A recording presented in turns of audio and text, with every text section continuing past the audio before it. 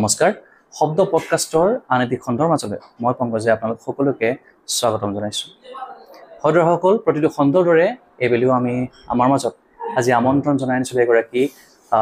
প্ৰতিভাৱান অভিনেত্ৰী তথা জনপ্ৰিয় অভিনেত্ৰী হেলিনা দৈমাৰী বাইদেউ আপোনাক আমাৰ এই অনুষ্ঠানৰ মাজলৈ স্বাগতম জনাইছোঁ ধন্যবাদ জ্ঞাপন কৰিছোঁ সদৰসকল তেখেতৰ পৰা আমি আজি এই অনুষ্ঠানৰ জৰিয়তে তেখেতৰ পৰা কিছু কথা জানিবলৈ প্ৰয়াস কৰিম তেখেতৰ যি কৰ্মৰাজি বা তেখেতে সাংস্কৃতিক ক্ষেত্ৰখনৰ সৈতে জড়িত হৈ আছে গতিকে সেই ক্ষেত্ৰখনৰ সৈতে তেখেত কেনেদৰে জড়িত হৈ পৰে সেই বিষয়ত আমি আলোচনা কৰিবলৈ প্ৰয়াস কৰিম আপোনালোকে বাইদেউ সুধিব বিচাৰিছোঁ কেতিয়াৰ পৰা এই যাত্ৰাটো আৰম্ভ হ'ল আপোনাৰ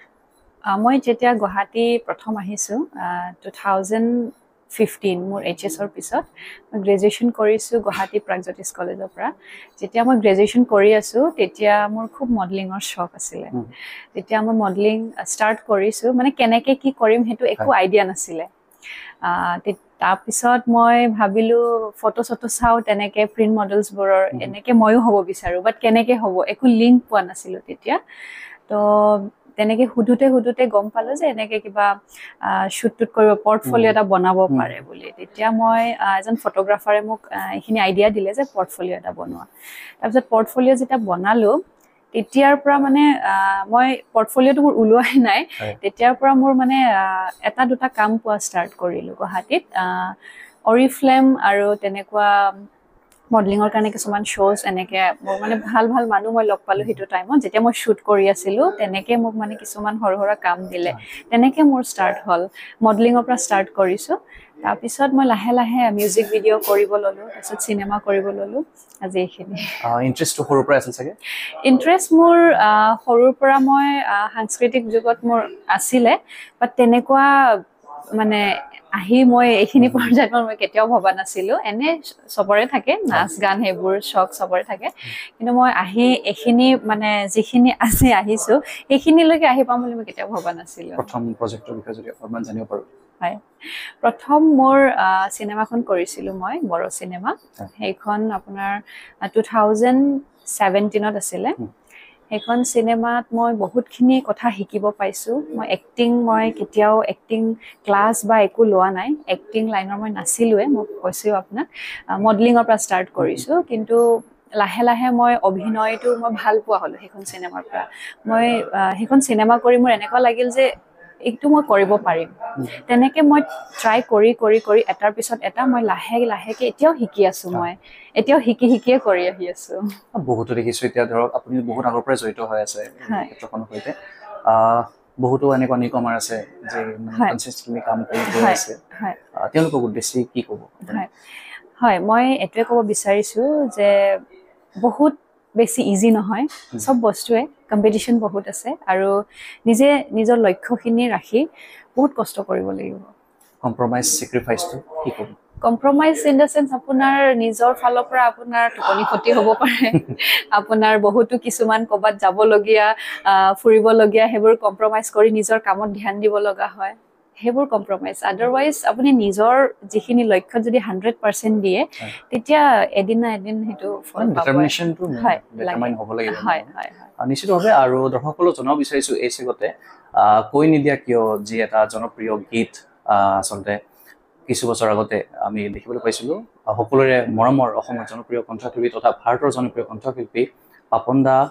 আৰু শ্ৰেয়া ঘোষালৰ দ্বাৰা সেই গীতটি গীত কৰা হৈছিলে সেই গীতটিত অভিনয় কৰিছিলে হেলিনা বাই সেই অভিজ্ঞতাটোৰ বিষয়ে অকণমান জানিব বিচাৰিম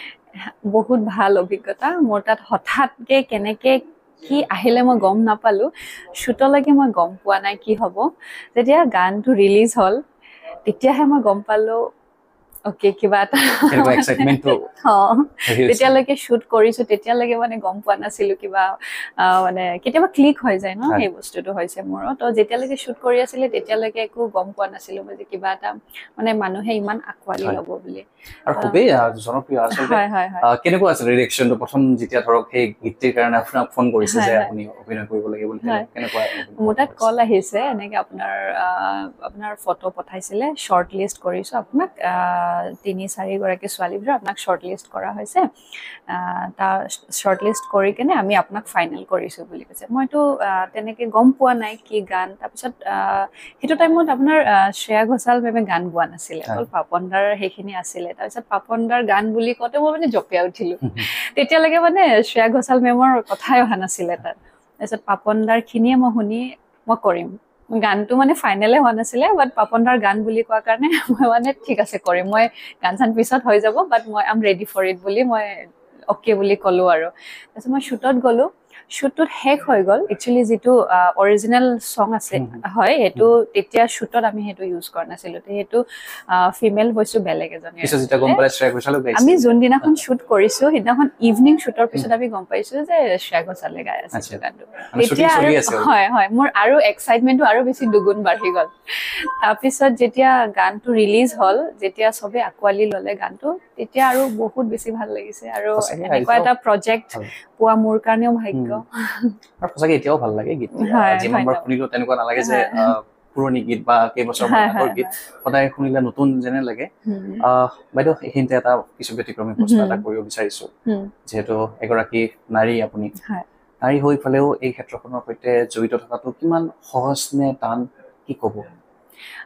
একচুৱেলি অকল এইটো ফিল্ড বুলি নহয় হয় যিকোনো ক্ষেত্ৰত আমাৰ নাৰী হয় এইটো এতিয়াও অকণমান কঠিন হৈ আছে ষ্টিল মানে আমাৰ জেগাখন অসমখনত বা আমাৰ নৰ্থ ইষ্টত বাকী বেলেগ ষ্টেটতকৈ বা বাকী বেলেগ জেগাতকৈ আমি বহুতখিনি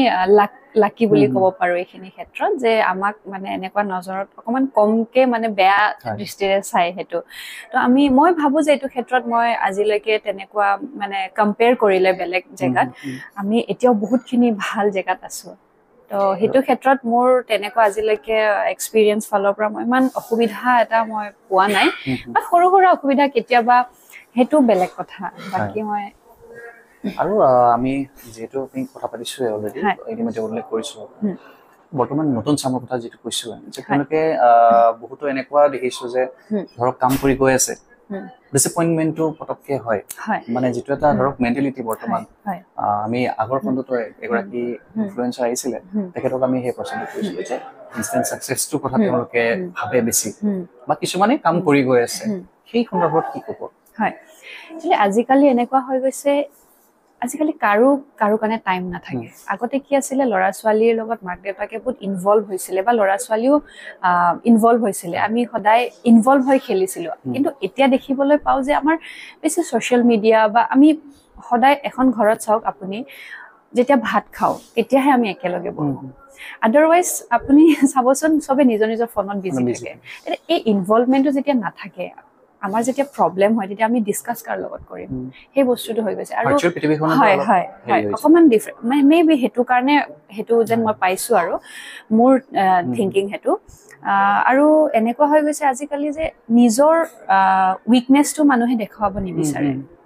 আমি ষ্ট্ৰং পইণ্টটো আমি সদায় ষ্ট্ৰেংথটো দেখাব বিৰাট ভাল পাওঁ আমি যেতিয়া উইকনেছটো দেখাব যাওঁ মানুহে ভাবিব যে একো কৰিব নোৱাৰে হেতু ভাবি মানে কি হৈ যায় নাই মই যেনেকৈ আছো মই নেদেখাওঁ সেই বস্তুটো হলে কি হয় সামৱেৰ সাফাৰ কৰি আছে ন বস্তুটো নিজৰ ভিতৰতে সেইখিনি বস্তু সাফাৰ কৰি মানে ইম্পেশেন্ট আৰু মানুহবোৰ আজিকালি বহুত ইম্পেশেন্ট আৰু ইমান কম্পিটিশন হৈ গৈছে পৃথিৱীখন কাৰো কাৰণে টাইম নাই অকমানো টাইম নাই হেতু সামৱেৰ অকমান ক'ব গ'লে ডিফিকাল্ট হৈ গৈছে সবৰে কাৰণে আৰু অকল এতিয়া ইয়াং জেনেৰেশ্যনৰ কাৰণেই নহয় এইটো এভৰি ইণ্ডিভিজুৱেলে এই বস্তু সাফাৰ কৰি আছে এভৰি জেনেৰেশ্যনৰ ইণ্ডিভিজুৱেলে এইখিনি বস্তু সাফাৰ কৰি আছে আৰু বৰ্তমান ক্ষেত্ৰখনত তেনেকৈ মই ক'লোৱে ইতিমধ্যে অবষ্টিকলছটো চব ক্ষেত্ৰতে আছে নহয় জানো কিন্তু এনেকুৱাও দেখিছোঁ যে ধৰক আমি উঠি অহা চামে এতিয়া বৰ্তমান এটা ক'ব পাৰি যে আপুনি যেনেকৈ ক'লে যে মোবাইলৰ কথাটো ক'লে যে ভাৰ্চুৱেল পৃথিৱীখন অকণমান বেলেগ হৈ গৈছে নেকি আমি যেনেকুৱা এংগেজড আছিলোঁ বা ফেমিলিৰ লগত এটা সময়ত বৰ্তমান সেই পৰিৱেশটো কিন্তু পোৱা নাযায় বা মাক দেউতাকৰো বা অভিভাৱকৰো হয়তো সেই ক্ষেত্ৰত অলপ আছে আছে ৰোল কি ভাবে এনেকুৱা যিহেতু আপুনিও সেই ক্ষেত্ৰখনৰ পৰা ওলাই আহিছিলে যেতিয়া আপুনি আৰম্ভ কৰিছিলে মা দেউতা হয়তো আপোনাক ছাপোৰ্ট কৰিছিল নে মই নাজানো কিন্তু সেই সন্দৰ্ভত অকণমান জানিব বিচাৰিছোঁ সেইটো মই অকল অভিভাৱকক দায় দিলে নহ'ব বিকজ আমাৰ ল'ৰা ছোৱালীবোৰে এনেকুৱা হৈ গৈছে কেতিয়াবা যিহেতু মাক দেউতাকে যদি অকণমান ক'ব বিচাৰে তেতিয়া সেই বস্তুটো মানে শুনিব নোৱাৰে ইমান ইম্পেশ্যন হৈ গৈছে বহুত ক্ষেত্ৰতে মানে ইম্পেশ্যন হৈ গৈছে তো সেইটোত মাক দেউতাকেও কেতিয়াবা বুজাব খুজিলে মানে সেইটো শুনিব নিবিচাৰে আৰু যেতিয়া নুশুনে কথাখিনি নিবিচাৰে তেতিয়াহ'লে মাক দেউতাকো কয় যে ঠিক আছে সেইটো আৰু আজিকালি ইমান ইম্পেশ্যন হৈ গৈছে ল'ৰা ছোৱালী অকণমান কিবা এটা ক'লে মানে মই জীয়াই নাথাকোঁ সেইবোৰ বস্তু মানে বহুত বেছি দেখিবলৈ গৈছে তো তেতিয়া মাক দেউতাকে আৰু কি ক'ব সেইটো হয় শেহতীয়াকৈ আমি জানিব পাৰিছোঁ আপুনি ইয়াতে কাৰ্বি গীতৰ সৈতে জড়িত হৈছে ইতিমধ্যে দৃশ্যগ্ৰহণ চলি আছে সেই গীতটি কেনেকুৱা অনুভৱ বহুত ভাল লাগিছে এক্সপিৰিয়েঞ্চ খুবেই ভাল আজি প্ৰথম দিনৰ শ্বুট আৰু আছে কাইলৈ আছে আজি প্ৰথম আৰু গানটো ইমান বেছি ধুনীয়া ৰোমেণ্টিক গান সেইকাৰণে আৰু বেছি ভাল লাগিছে গীতটিত কোনে কণ্ঠদান কৰিছিল আৰু পৰিচালনা হয় জামুলং টিছক আৰু নিতুল টিমম্পি তেখেতে কণ্ঠদান কৰিছে হয় কণ্ঠদান কৰিছে কোৰিঅগ্ৰাফি কৰিছে ডাইৰেকশ্যন আৰু কোৰিঅগ্ৰাফি কৰিছে জিতুল টিমক খুব ধুনীয়া এটা টিম হাৰ্ড ৱৰ্কিং টিম তেখেতৰ লগত কাম কৰি আছো খুব বেছি ভাল লাগিছে ক'ত কৰা হৈছে এই শ্বুটিং আমাৰ সোণাপুৰ আৰু কাইলৈ আছে কাইলৈ এইটো এতিয়ালৈকে লোকেশ্যন ফাইনেল হোৱা নাই বাট বৰাপানী নহ'লে চন্দ্ৰপুৰ কোনটো এটা ঠাইত হ'ব ডিমৰীয়া পোন প্ৰথমবাৰৰ বাবে হয়তো এই প্ৰজেক্টটো আপুনি কৰিছে সোণাপুৰ এৰিয়াত বা ইয়াৰ অঞ্চলত প্ৰথমটো প্ৰজেক্ট যিহেতু আমাৰ ডিমৰীয়াখন বৈচিত্ৰ্যৰে পৰিপূৰ্ণ বিভিন্ন ঠাই কি ক'ব কেনেকুৱা ক'ব আৰু ডিমৰীয়াবাসীক উদ্দেশ্যে কি ক'ব বিচাৰিব খুব সুন্দৰ ঠাই আৰু মই শ্বুটৰ কাৰণে প্ৰথমবাৰ আহিছোঁ কিন্তু এনেতো আহিয়ে থাকোঁ ইয়াত আমি যেতিয়া কেতিয়াবা ফ্ৰী টাইম পাওঁ তেতিয়া ইফালে মানে পৰিৱেশটো খুব বেছি ভাল লাগে আৰু বহুত ধুনীয়া হয় চাফা হয় জেগাখিনি এনেকৈ চাফা ৰাখক আমিও আহিম আৰু সকলোকে কৈছোঁ যোনে আহে ইয়াতে ফুৰিবলৈ বা শ্বুটে কৰিবলৈ ইমান ধুনীয়াকৈ ৰাখে আপোনালোকে ডিমৰীয়া ঠাইখন এনেকৈ যাতে চাফাকৈ ৰাখক ভৱিষ্যতৰ পৰিকল্পনা এতিয়া বহুতো প্লেন আছে লাহে লাহে এটাৰ পিছত এটা কৰি গৈ আছোঁ তেনেকৈ খুব বেছি ডাঙৰ গ'ল এটা এনেকৈ এতিয়ালৈকে কৰি থৈ দিয়া নাই বাট গয়িং উইথ দ্য ফ্ল' কি হয় আহি আছে কৰি আছোঁ আৰু প্ৰিপেৰেশ্যন চলি আছে বহুতো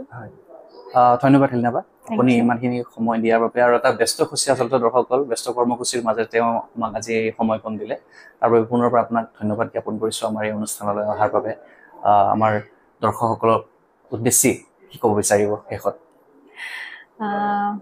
সকলোৱে ভালে থাকক হাঁহি থাকক সুখত থাকক কাৰণ বহুত শ্বৰ্ট লাইফ হয় চবৰে কোন কেতিয়া কাৰ কি হৈ যায় গম নাপায় মৰমেৰে থাকক সকলোৱে সেইটোৱে আশা কৰিছোঁ ধন্যবাদ হয়তো সকল এয়া আছিলে জনপ্ৰিয় অভিনেত্ৰী তথা প্ৰতিভাৱান অভিনেত্ৰী হেলিনা দৈমাৰী আৰু তেখেতে বৰ্তমান যিটো গীতত ইতিমধ্যে কাৰ্বিটো গীতৰ কাম কৰি আছে সেই দৃশ্যগ্ৰহণ ইতিমধ্যে চলি আছে আৰু সেই দৃশ্যগ্ৰহণৰ মাজতে তেওঁ আমাক আজি এই সময়কণ দিলে তাৰ বাবে পুনৰবাৰ তেখেতক আমি ধন্যবাদ জ্ঞাপন কৰিছোঁ আৰু আন এটি খণ্ডত লগ পোৱাৰ প্ৰতিশ্ৰুতিৰে আজি এই খণ্ডৰ পৰা মই পংকজে বিদায় লৈছোঁ ধন্যবাদ